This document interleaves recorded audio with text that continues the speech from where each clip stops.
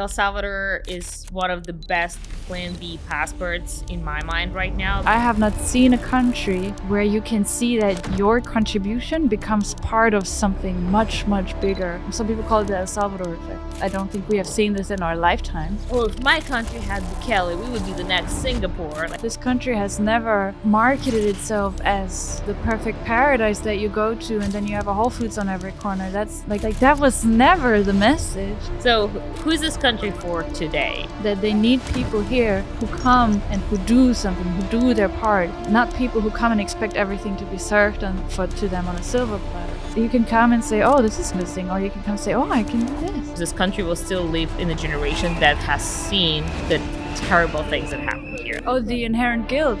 Yeah. I heard this from lots of Salvadorans that they did not think they deserved good things. When the president came and he told them, hey, you are allowed to have dreams and you are allowed to be proud and to stand tall. The land of volcanoes, the land of surf, the land of coffee, the land of financial independence. Yeah, like a Hotel California. You can never leave. Don't do that. Unless you're like crazy. I've done that, but I'm crazy. So like, are you kidding me? I literally pay everybody here in Bitcoin. But El Salvador is on an upswing trajectory where you have room to contribute. This country gives you purpose. You can just do things. You can just do things in El Salvador.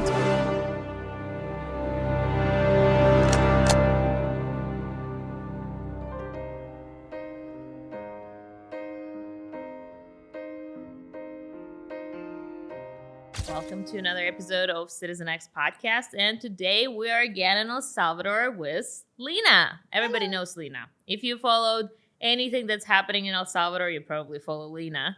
That's been great to see an expat from Western Europe to come here and clearly enjoy your life. So welcome to the pod. Thank you. Thanks for coming to El Salvador. Oh, I'm loving any time. Loving it here.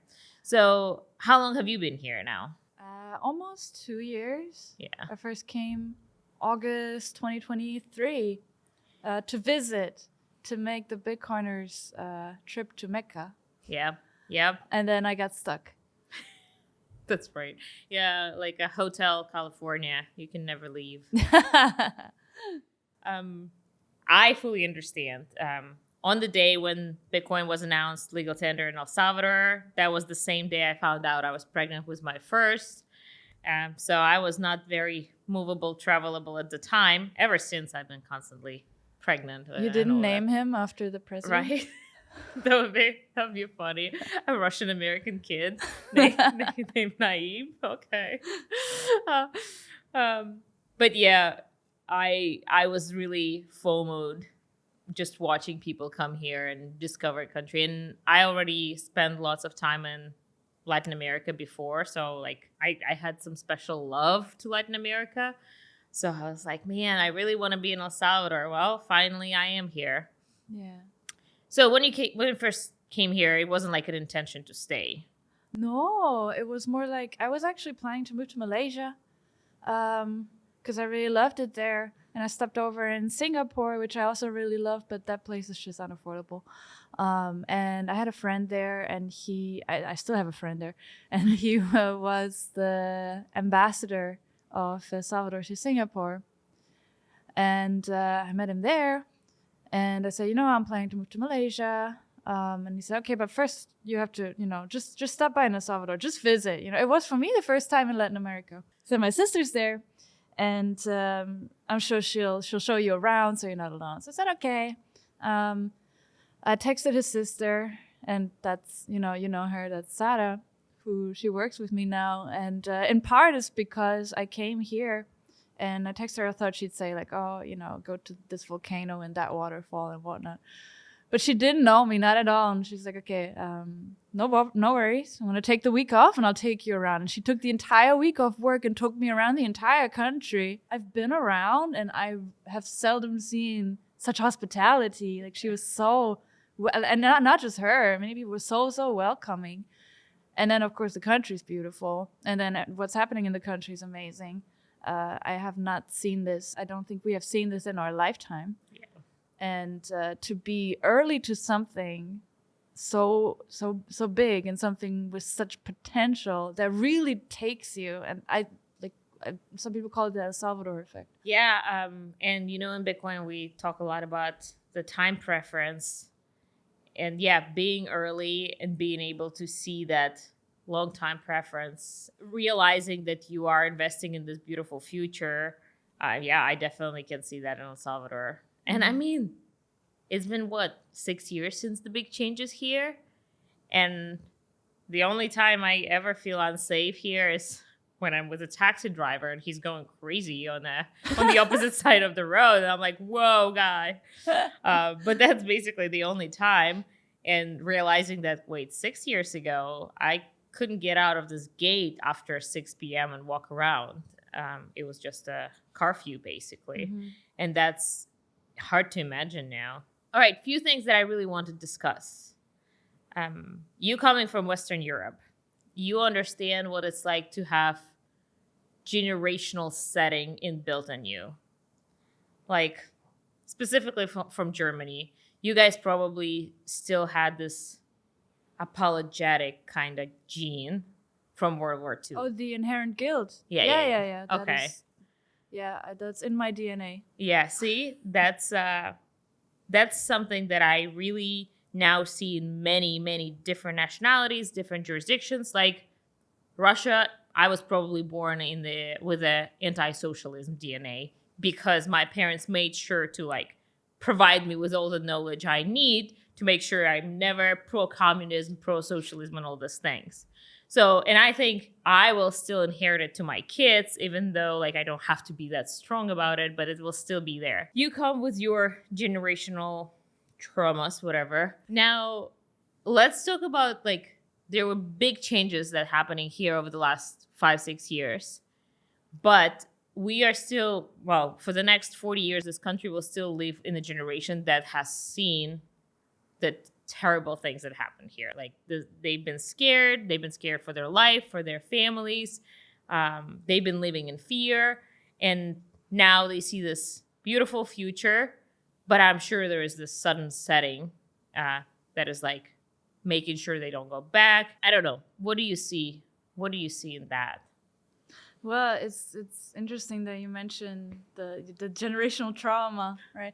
It's something that I find myself comparing this sometimes, which is a very stark contrast between Germany and El Salvador, is the direction of the national identity. Because of my upbringing, I always felt sort of hesitant to talk about it because I remember you would get judged very harshly if you spoke about the importance of a national identity in Germany, because it's there's not really any distinction that we make there in Germany, and it's very the education system's very rigid on that. But the difference is this: El Salvador, and this is one of the changes that happened over the last 6 years, El Salvador had no national identity.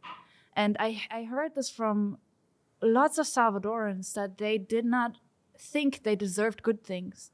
They didn't think they were worthy of a good life, because it was taught to them over decades and decades that they are a poor country, they're a violent country, and they're a country that's basically terrorized by gangs and by corrupt politicians. And they didn't think that they deserved what they saw in the rest of the world. This was ingrained in them, so ingrained in them that when the Prezi came, and even when he was mayor back in the day, and he told them, hey, you are allowed to have dreams, and you are allowed to be proud and to stand tall, they were like, what are you talking about? You know, this young politician just talks in a way that nobody else ever talked before. So when he became president, one of the things that he did that's also kind of overlooked in the international press and whatnot is that he worked on a national identity. And he went and he presented this to the world, which was, the land of volcanoes, the land of surf. They really made an effort to bring, the surf championship here. The land of coffee, the land of financial independence, all those things. And they really also invested in tourism. They brought Miss Universe here just to really show Salvadorans that, hey, you can be proud of this country. And now they're seeing it, now people are like, oh, I want to, you know, I wish we had what El Salvador has. I wish things were going, we're going uphill like they are in El Salvador.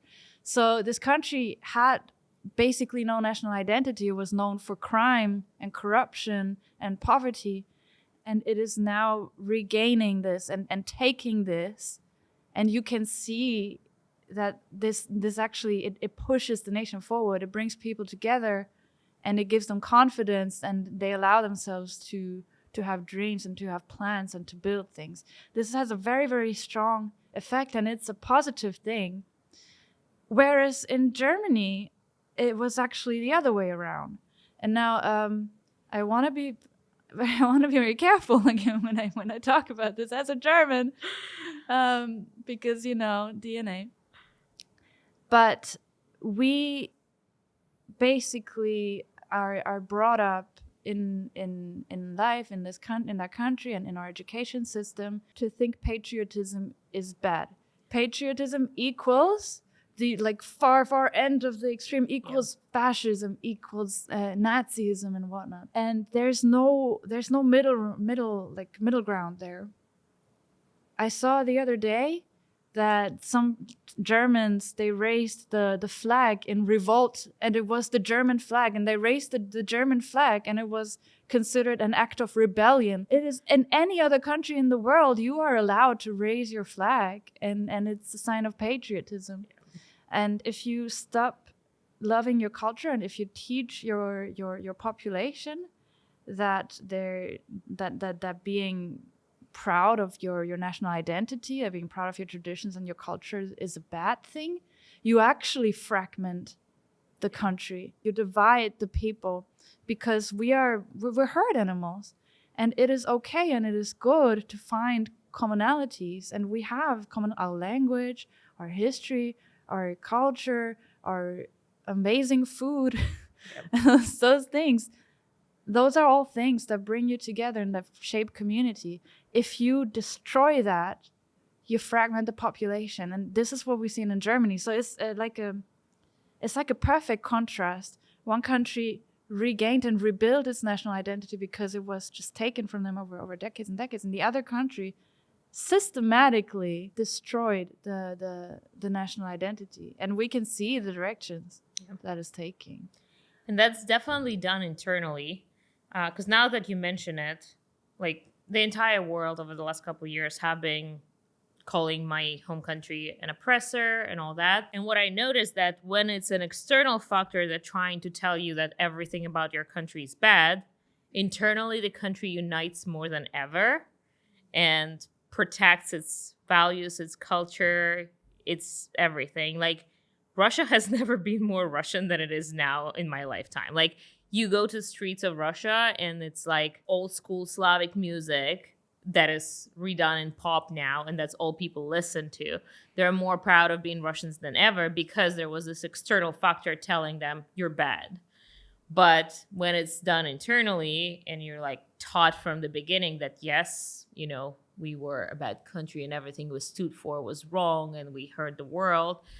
Yeah, I can definitely see that happening. Hope this, as Stacey said, the greatest rebrand. That's for sure. Like, it's crazy how, I mean, most people had no idea where Salvador is on the map. They never truly heard of it until it was bad news. And now you talk about El Salvador. I mean, I go to Miami. I mention anything about El Salvador, and there are many, many immigrants there from Latin America, and they will go, oh, if my country had Bukele, we would be the next Singapore. Like, Venezuela says it all the time. Venezuelans in Miami, they say it all the time. So, yeah, he definitely brought this hope and the united vision for the country. And Sarah was interviewing me just, a couple of days ago, and I brought that up because, like, there's this feeling of unity. There's no this two-party broken system that is broken in half, and there's almost like civil war like we see in many other Western nations. Like, there's a true unity here, and some people may love or hate the president, but like the unity that you can see within people is pretty solid, and that's awesome. It's also an incredible feat if you think about it. Think about the United States and see how divided this country is more than ever at this point, like maybe beyond repair, at least in the short term.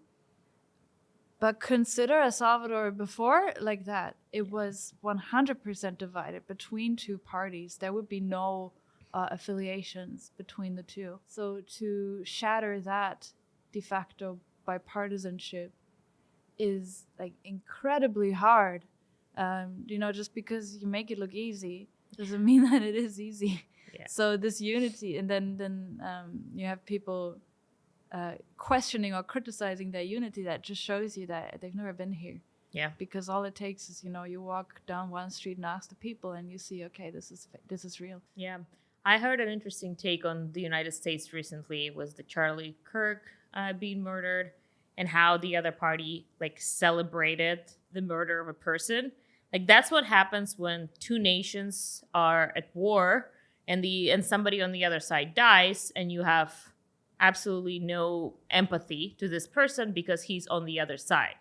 Well, here we're talking about the same nation, and the person has been murdered, is from the same culture, from the same country, speaks the same language, maybe has the same religion, and you have no empathy for him simply because he votes for a different person or he is part of a different party. That truly feels like a civil war-like setup. Mm-hmm. Like, yeah, we are not at civil unrest, but the civil instability and the hate between the two parties, it's concerning.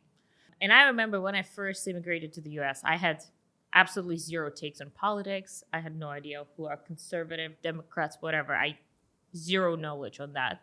And I was like, oh, how crazy. They actually have election swings. Like they go from one party to another. I've never seen that.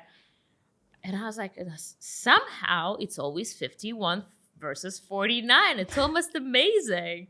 And yeah, the show business of it is truly amazing. Like the TV shows can't produce it that perfectly. Uh-huh.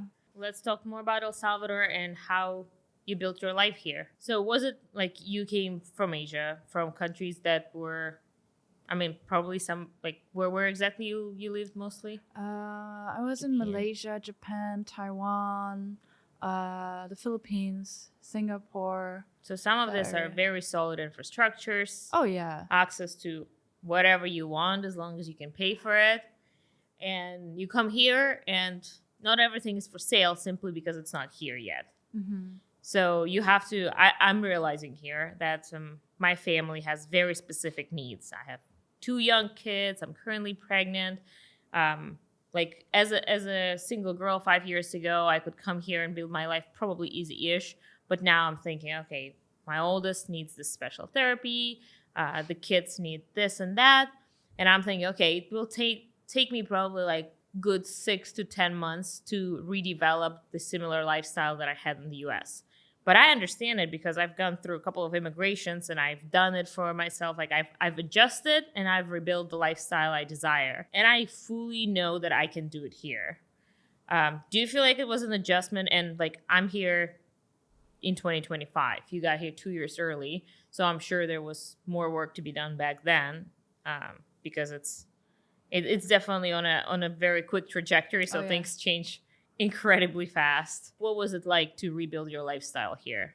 I always say that it's a type question, especially traveling and moving different places is a type question because you have to, wherever you go, you have to travel with the mindset that you will not have your same life that you have at home in another country. That is not a realistic expectation. To live in another country, in another culture, another climate, another infrastructure, you basically start from scratch and you have to compromise and you have to be open to adjust. This is actually, I think, as an immigrant, it is your responsibility to find a way to assimilate. You cannot go and expect the life that you had back home, but what you gain is a new life and new benefits that you didn't have at home, for example. And it is never easy to move to a new country because you have to build up your life and all the things that you would do over the course of many years. For example, you grow up, you get older, you get your first bank account Yep. when you're like 13, I don't know. And then you get your first phone and your first phone contract, and you get your first rental lease or something. All of the things that you would do over years growing up within your familiar environment, you have to do it within a month Yeah. in a new environment with a different language and different all those things. If you've never done that before, that is definitely a challenge, but it is a completely doable challenge. You just have to understand what's coming for you. So you cannot.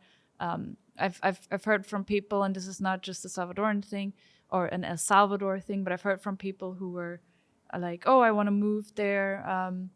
I'm planning to come there, and I've never actually visited before." So that's not that. No, don't do that unless you're like crazy. I've done that, but I'm crazy. So you have, for that you would have to be extremely flexible and open. Yep. And for most people that is not an option. So with this mindset, if you come with this mindset to El Salvador, that's a good starting point. For me, there is nothing really here that shocked me, but that's because I've traveled a lot, and I was also in the Philippines, for example, and of course there are things here that you just don't have that you have in other countries. The question is always, what are your priorities? Like, what is important to you, and what can you do without? And for me, the number one selling factor, let's say, is the potential of this country. Like we're both in Bitcoin, and we saw the early potential of Bitcoin. And so we got in and we got involved, and we put up with growing pains because we know why we're in it, and we want to be part of it, and we want to contribute to the growth of that space. In El Salvador, I see something similar because El Salvador is, it's not like we're early to El Salvador. El Salvador is an old country, right? But El Salvador is on an upswing trajectory where you have room to contribute. So if you want to move somewhere where you have everything and you have comfort and you have luxury and you have a comfortable life, you want to, retire or just chill or whatever, then this is not the country for you, because here you have to pull your weight. And I think it's also like they've mentioned on several occasions that they need people here who come and who do something, who do their part, not people who come and expect everything to be served to them on a silver platter. Yeah, what side of the curve you want to be on. Yeah, but there is an opportunity there, because if you want to do things, then you can do things here. Stacey always says you can just do things. Yeah. Because it's true. Because you are not held back by like stifling regulations or bureaucracy. I always mention that when I opened my company here, after a couple months, they told me, they just decreed a new law. And I was like, oh my God, what's that? And they said, no, it makes your job easier. You can now structure your company like this and that. So they actively try to support people who come here, because of course it's a symbiosis. Mm-hmm. So you bring your talent, and if you're an investor, you bring your funds, and you hire locals maybe. And in turn, you have the room to grow here. It's like a sandbox. You can do things. Yeah. And that is the ultimate value. There's many, many values, but I think that is one of the ultimate values of El Salvador, which I don't see it anywhere in the world. There are countries that, are business friendly, but there's no I have not seen a country where you can see that your contribution becomes part of something much, much bigger. And that is extremely motivating. I can see a similar metaphor to Bitcoin. I built my business in Bitcoin. I didn't try to go do marketing to mainstream. I built my business off of shit posting on Twitter. And partially, I just knew that if I build a business in Bitcoin, the Bitcoin exponential growth will take care of my business growth. And same happening in El Salvador. You build something here, the expansion of the El Salvador's trajectory will just grab you and put you on the same trajectory with everything else. So I can definitely see that. And I feel like at some point in our lives, we start looking around and being like, okay, maybe I don't want to making money is nice, but I want to add some value. I want to do something that has staying power. I want to do something purposeful, and this country gives you purpose. Yeah. Well, I think that's a very feminine point, because that's how women run businesses. I want to make a difference. I want to do something good. And maybe that's why you, me, Stacy, we're like such a hardcore fangirls of El Salvador. Like I noticed maybe there is something to the fact that people are not willing to invest their time and effort in El Salvador because there's no hundreds of years of proven record. But you, me, Stacy, we're like, this is the thing. Like, yes, there's no 100 years of You build proof, it. but we know that it's gonna get good. Like, we see that hope more than others. There are two different schools of thought. One is, oh, but what happens in the future? What happens 5 years from now? What happens if this and that happens? Then how safe is it to go to El Salvador now if you don't know what happens in the future? The other school of thought is, you build that future. Mm-hmm. You have to take a leap of faith to construct what you want the future to be. If everybody thought like the first school of thought, where you're like, oh, but what if, then nobody would make an effort because nobody would believe in the future of the country. And then the country would have no future, to put it very drastically. But you need to, you have the opportunity to actually help build the path forward for El Salvador. And you have to then take that leap of faith, and then you will be rewarded for it. And so I think El Salvador is, as far as expats go, El Salvador is a country for that type of thinkers and doers. Yeah. I always say immigration is a skill. And now I can see it through your eyes too. Like, we've moved around so much that we acquired this ability to be very resourceful in any of the new places. I come here, I find everything easy. Like, I realize that I got to communicate through WhatsApp.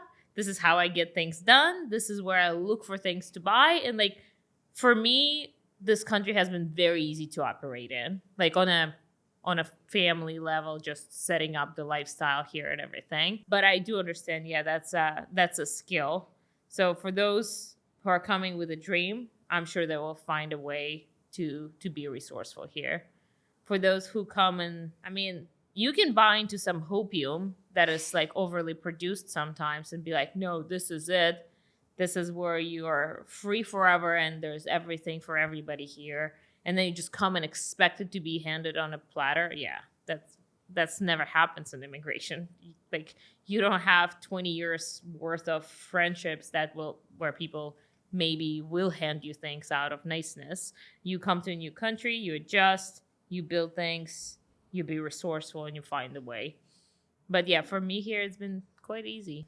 Yeah, and I think that's a mindset. I've never moved to a country and expected service from the country, or expected the country to support my lifestyle, for example, or to help me out. Actually, I am a guest in this country, and I don't know if that's an unpopular opinion, but I cannot expect the same rights as citizens. So if I do something that the country doesn't like, the country has the right to kick me out. Yeah.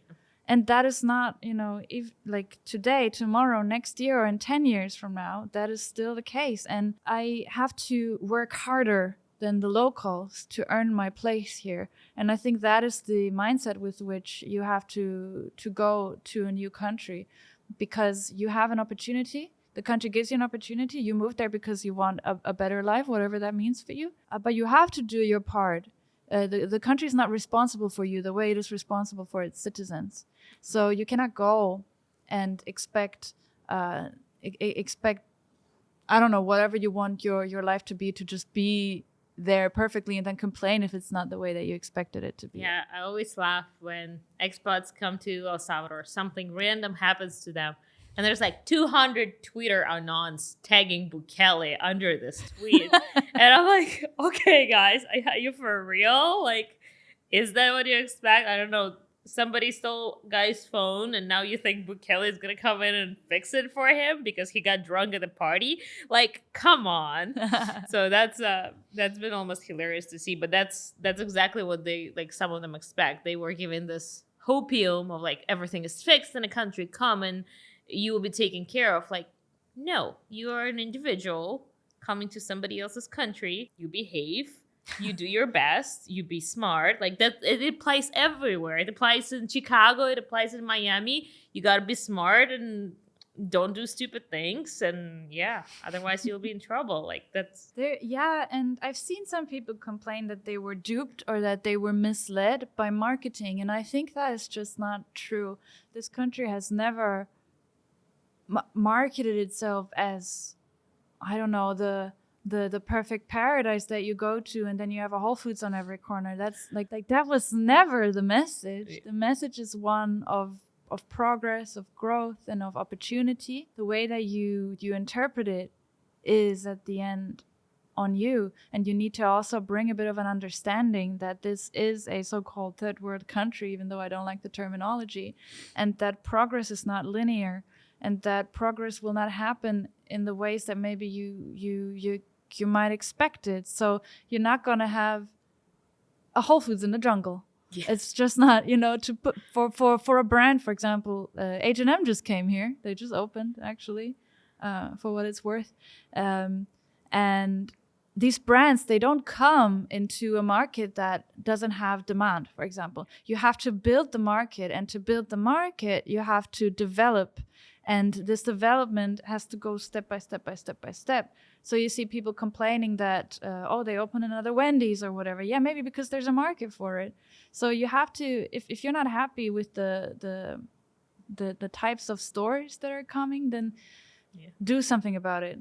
So that bothers me, to come here and to complain from the living standard that you might have had somewhere else, when it's not realistic here. It's actually an insult to the nation and to its people who are just doing the best that they can. For what it's worth, I came here the first day. I got grass-fed beef because, again, I found a way. I found the grass-fed farm, and they delivered me like 40 pounds of beef right away. I found the raw milk. I found an overpriced sourdough bread that is so damn good. Is it seaside sourdough? Yeah. There you go. And I was like, man, like everything I have access to in Austin, I can find here. Yeah, it may be not in every quarter, but it took me less than a week to literally find everything that my family eats in a quality that my family desires. So like it wasn't that incredibly hard. Yeah. And I remember when I was living in Asia, I had some friends complain that the cheese was so expensive. That's like, okay, you live in Asia, maybe eat rice. I don't know. Like you have to also think that's the thing. You have to adjust to the country, the culture that you live in. Yeah, like I got blueberries, and there's a lady who helps me around the house, and I'm like, how do you say it in Spanish? And she's like, I've never tried this thing. I was like, yeah, that's my problem over here. Okay. Yeah. So you're in a city. You're in San Salvador. Yes. How do you find it living in the city versus on a beach? Because I know you spend time on the beach too. Yeah. Is city just convenient for business? Yes, and also I can't with the weather down here. Okay. The temperature difference is quite incredible. Actually, considering such a small country, you have many, many different climates. So down here, I don't know how warm it is. Probably just a degree or two warmer than in the city, but it's very humid. Mm-hmm. So it is really, really tropical. Mm-hmm. Up in the city, for me, it's perfect. Throughout the day, 28, 29 degrees. And then in the evening, you can sit on the balcony. It's 21 degrees. It's perfect. If you go to the mountains, you get really cool temperatures. So it's like eternal spring in the mountains. And then if you go further into the mountains, it actually gets really cold. Yeah. So, but yeah, actually many fellow Germans who move here, they move to the beach. Yeah. I think because, we don't have that in Germany. Yeah. I'm coming from Russia. I'm like, I'm going to be on the beach every day. If I have to go to the city, I will drive there. Aren't you from like one of the coldest places on earth? Exactly. Yeah. 10 months winter. What's the temperature difference between where you're from and here? I mean, right now it's probably like somewhere getting close to zero because the winter's coming. Uh-huh. But yeah, in the winter, it's probably going to be like easy 65 degrees difference. That's insane. Yeah. Yeah, but I've been in Texas for a while, so I kind of adjusted. Yeah. What do you think are the next industries that are coming here? Because I recently discovered that medical tourism is here, and it's doing pretty good. Mm-hmm. So that was interesting to see. Bitcoin, obviously, coming strong. The capital markets, I've heard. What do you feel like just on the demand side? What does the country expect? Like, what should we expect from the next developing industries here? I think it's interesting that you brought that up because I thought about it too. I feel like there's room for it, and I feel like there's development towards medical tourism. Mhm. That'll be very interesting to see. In Bitcoin, actually, things are happening, even though some people think they're not. But there's nothing changed. Things are still going. That's almost ridiculous for me to like start going backwards and say, "Oh no, it's not the Bitcoin country."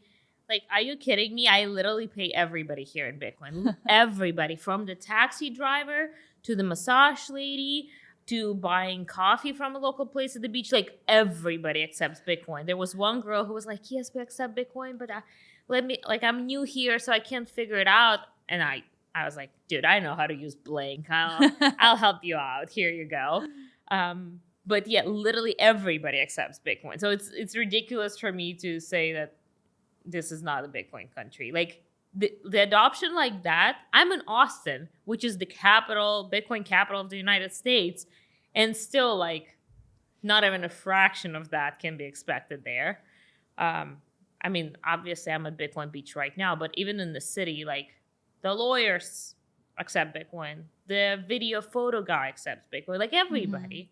So it's definitely the Bitcoin country, and the fact that people don't freak out when you ask them a question, "Can I pay in Bitcoin?" And they're like, "Yeah, sure, give me a second." Like, that's already incredible. Yeah, I don't know if it's this psychological effect that if you get a lot, you start expecting more. Plus a weird belief in the IMF or a weird belief of IMF framing, but that's a different topic. But so yeah, nothing changed here on the ground, as you also said. It's for us. We don't talk about it. We pay all kinds of things in Bitcoin. We pay contractors. We pay accountants. We pay lawyers. We pay video photo guy. Well, we have the same video photo guy. So it's just something so normal that you get paid in Bitcoin everywhere except Bitcoin. I mean, it also coincides with the very common Bitcoiners' hesitance to spend their Bitcoin. So those things are a bit at odds. Yeah. But considering that you have I don't remember what the adoption rate was. It was 50 and 20% or something. That's a lot. It's crazy. That's a lot. It's really good. Yeah. And also you need to understand that businesses, like, not every business is thriving and they have like Bitcoin reserve for themselves. Most small entrepreneurs are still living the payment to payment. So of course, sometimes they're like, "Man, I need this money to go put in the bank. So I'll need to like maybe put them into fiat right away and go pay my bill or something." But people just expect, no, you just stack. You don't have a Bitcoin treasury company? Yeah, I know. What? Yeah. That's crazy. Yeah. But funny enough, I walk into this secondhand store, thrift store at El Tunco, and I bought the dress, and that was the girl who was like, "I don't know how to use Blink," so I'm helping her out. And this thrift shop, they've got quite the treasury company going. No way. I was like, okay, they're doing good. Like, there's less of Bitcoin in this Blink. Yeah. That's awesome. Yeah. So no, lots of things are happening in Bitcoin. I mean, we're literally doing school books for the kids, for the entire national education system. So if you still think it's not enough, like, give me one other country. Yeah. Give me one other country, or give me one other country that is so transparent about its Bitcoin purchases, Bitcoin holdings. Give me one other country that gave you the blockchain addresses. So that's just the way it is. Capital markets are coming here. I mean, Stacy's very, very active in that as well. But I also think that small businesses or small business ideas have a huge potential here. And it's all these kinds of little things that some people would come in as like, oh, hey, why is this not here? Why is there no Japanese? There's Japanese restaurants, actually. There's actually some really good Japanese restaurants. So all of I'm these, like, oh, I would build a Montessori playroom for the kids. I really like how we have one in Austin. I would build one here. yeah, that's the thing. You can come and say, oh, this is missing. Or you can come say, oh, I can do this. Yeah. The other day I was talking to somebody who wants to build a, how do you call it? Like a climbing. Yeah, rock climbing hall. center. Yeah, like rock climbing center. Yeah, it sounds better. So it's just, you can just do things. So if you bring an idea, there is a chance that it hasn't been done here or it hasn't been done at scale. Mm-hmm. And if you have a way, like it's actually very easy. Sometimes people tell me like, oh, but you can only do things because you have connections. I came here and I just DM'd Stacy. That's the first thing I did. I DM'd Stacy like, hey, I want to do something. She's like, okay, let's meet. And then we were meeting with, the people that make the decisions. And the point of entry of starting something here in terms of the capital commitment is so much lower. Like you start a business in the US, the certifications, the rent is going to be, you have to pay 7 rents ahead. Make sure you have a good credit score to be able to rent something. And now it's like, in order to start a coffee shop, it's like 150 plus grand. Yeah, here, you kidding? No, that's the capital commitment is not going to be anywhere near that. This girl started a coffee shop here in El Zonte.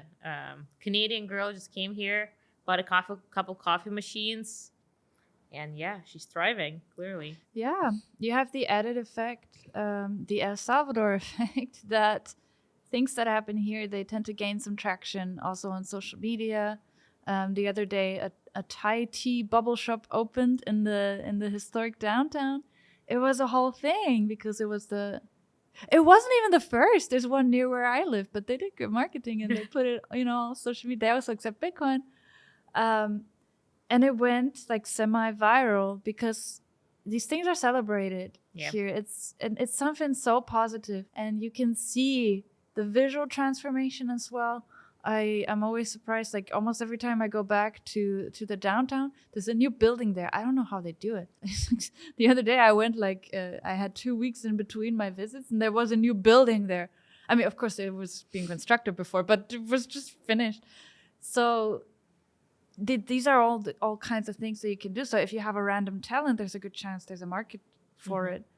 Sarah, who interviewed you, who works with me, who's my friend, who took me around the country. She's a pole dancer. She does pole dancing as sports, and I think there's only 2 pole studios in the entire country now. She runs one of them, and there's a lot of potential for that, for like 2 pole studios to serve such a market. Then she got a yoga certification. Now she gives yoga lessons here at the you can just do things. You'll find cool. your market. And I told her she should do bunny yoga. That's right. Or little goats. Oh, they might be harder to care for.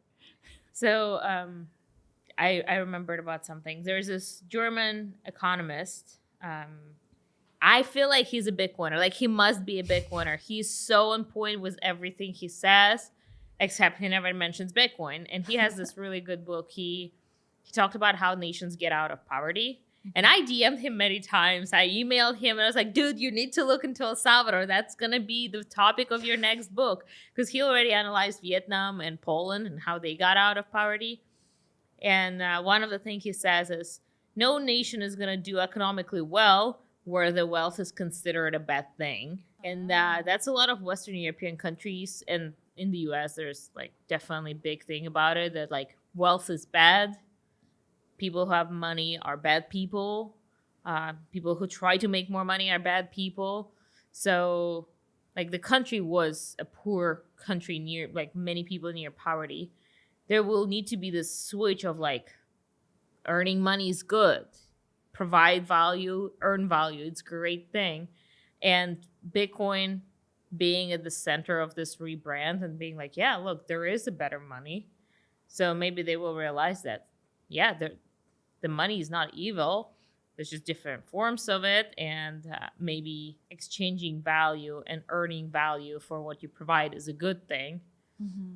So do you feel like people here believe that wealth is bad? Something it's an interesting thing for you to bring up, because before, when the country was split in half, you had the two parties, Arena and the FMLN.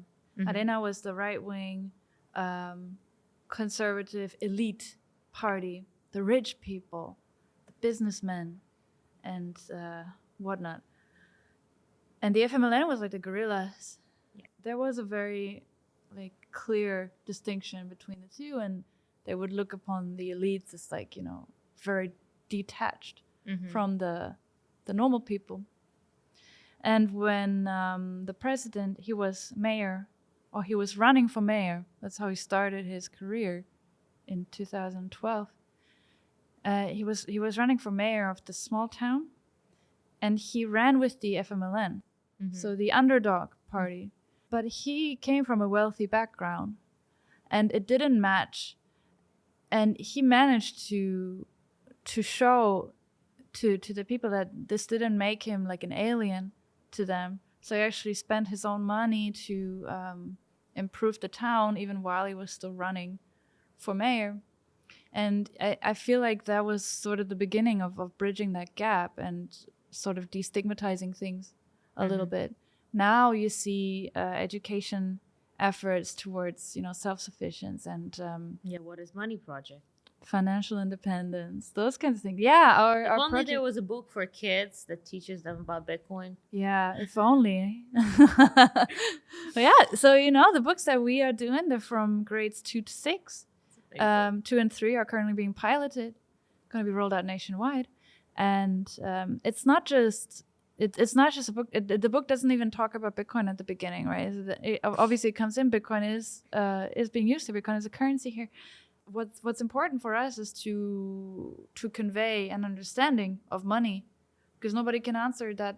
Well, not nobody, but many people can't answer that question. It's often the simple questions that are the hardest to answer. And what we try to convey is an understanding of value. And with that, we have like classes on budgeting, on needs versus wants.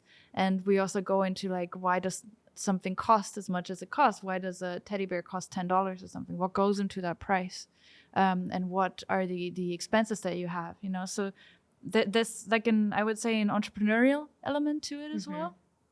Just because I really think that it is really, really important for El Salvador right now to focus on the next generation so that they can carry on what they're setting up here. You have to always, and you can tell this shift. Of course, the first 5 years, the focus was primarily on security, because that if you don't have that, you can. Yeah. If the streets aren't safe, you can't. The foundation. Yeah, you can't think about the schools if the kids can't get to school safely. So now they're really focusing on those things, and I can tell there's a very long-term perspective here, and they have an opportunity, and I think they are taking it, to do better than even the most developed countries today, because they can skip the status quo. They can build a system that anticipates the future, so to say. So rather than catching up with the first world, they think, okay, what comes next? Where the first world, the developed countries, which are big, massive bureaucracies with very settled, established systems, will be very slow to adapt. A small, nimble country like El Salvador can actually skip that part. Yeah. Well, I sell passports. That's what I do. Can I get one? And for me, like El Salvador is one of the best Plan B passports in my mind right now, because again, you look into the trajectory of the world. Like if you keep track of geopolitics, and if you keep track of the direction of most countries, you're thinking, well, this Plan B potential passport is going to be unusable. Like, this place is not where I would want to be 20 years from now. It's going downhill. And then with El Salvador, I feel like, let's say you buy El Salvador passport, and you just know that, for me, passport is an asset class, and I just see the value of this particular asset that grows over the next 20, 30 years. And then considering your kids are going to be born into dual nationality and all these things. And I just see that because of this trajectory, this asset becomes incredibly valuable. And same with moving to El Salvador. Your presence here, as like if you look at it as an asset, will grow in value because you'll have a better life. The country's doing really good. The trajectory really matters. And like I'm just trying to think strategically for my clients because Plan B passport is not going to become a Plan A in the next 5-10 years for most of them. But who do you think is this country for today? Like you see lots of expats coming here. Funny enough, I see so many Australians and Germans. It's almost like Yeah, what's with the Germans? It's really interesting. yeah, right. Yeah. So yeah, Australians and Germans are on every corner here. Some Canadians. The Australians are everywhere. Really? Oh yeah. Well, everywhere in the tropical countries, I see them. Yeah, with a surfboard. Mm-hmm. No, that's a cliche, but it's true. So yeah, cliche for a reason, for sure. So who's this country for today? Like who should just come here truly, and it's the right move for them? Anybody with an entrepreneurial mindset, anybody who has an idea and the will to implement it. So you have to be independent and you have to be able to look out for yourself and you have to be flexible. Mm-hmm. So if you are not, like if that's not you, then you will not be happy here because you need to, but then maybe you won't be happy in any country that you emigrate to because as I said before, you have to come with like the self-sufficiency skill and the ability to navigate different societies as well. But if you have the drive and if you have ideas and if you have I wouldn't say like a risk appetite, you have the opportunity to build things that you don't have in other countries. And you can be part of something bigger. And that is, I think, El Salvador's main selling factor to expats or immigrants or whatever you want to call us. Like that is the opportunity to build something and to see things grow. This is cannot think of another country that is in this situation right now. There are countries that are very comfortable to migrate to. Like Singapore is very, very very popular. And Singapore, I think, is an interesting example because Singapore, of course, has completed that kind of arc, had its revival, and is now sort of at the top. And it's very beautiful. And I love that country. I always say it's like the future imagined 40 years ago. That's what it looks like. Yeah. Like retro futuristic. But it's sort of saturated. So you go there and you are not needed, so to say. There's no gap to fill. Mm-hmm. Yeah. And here you can build and you can help build the country. And if you like that, then I think you can come here. I don't want to comment on, if you have a family, how's that? I know families that have migrated here and they're happy. But it really depends on your, like on your needs and on your wants and on your priorities as well. Yeah. By the way, for some people, the weather is very important. Yeah. So, I understand. But to me, this is the best climate I've lived in my life. I think it's perfect. Yeah. It's almost eternal spring. Not quite. Well, if you live in the mountains, then yeah, there's like a part of the country that has the perfect climate. But yeah, so I think that's really nice. And the Jet Cruise crew comes here for the sun, so close to equator if you do that stuff. Oh yeah, right. We were just talking about this the other day. Yeah. Do you get though? Oh no, I'm asking the questions from people who are interested in in getting a passport for El Salvador. Do you get comments about like they're unsure about the future? They're not sure if it's safe to invest or to like, do you get these concerns or not much? People who invest in a Plan B passport truly are like one of the most strategic thinkers, and again, it's a Plan B for them. So they're not looking for immediate relocation. They're looking for this safe haven in case shit hits the fan in their first world country. And funny enough, this is the place that they trust into if shit hits the fan in a first world country. So yeah, geopolitically, geographically, El Salvador is located in such a perfect spot right now. And many people are very bullish on Latin America overall. And then there is like clear leader in this region. So yeah, I don't think they're scared about the future. They're very strategic thinkers. And Yeah. so I don't. Must be a European thing. Yeah. Yeah. But I think I've always thought the more passports you have, the better. Optionality. Yeah, exactly. It doesn't hurt. Yeah. The contrary. We live in a world of borders where we can disagree with that, and we can find that bad, and we can be like, but the passports were meant to be temporary. But, you know, it is what it is. So you got to adjust. You got to adjust to the circumstances. If you have a way of securing yourself. All right. Well, I think we're good here. We're good here. Yeah, let's go have some smoothies, some coconut water. Well, you actually you were the first person who brought me here to El Zonte, and I remember you were like, this is Mike's house. And when I was looking for a place to stay, I was like, I need something like Mike's house. So you just took Mike's house? Yeah. You can just do things. You can just do things in El Salvador. It took me one DM and it worked out. I didn't know I was the first to take you here. Wow. Yeah. That's nice. I'll take credit for that. Yeah. Not Please bad. do. Yeah, so happy to be here in person in El Zonte, the Bitcoin Beach. Thank you. Thank you.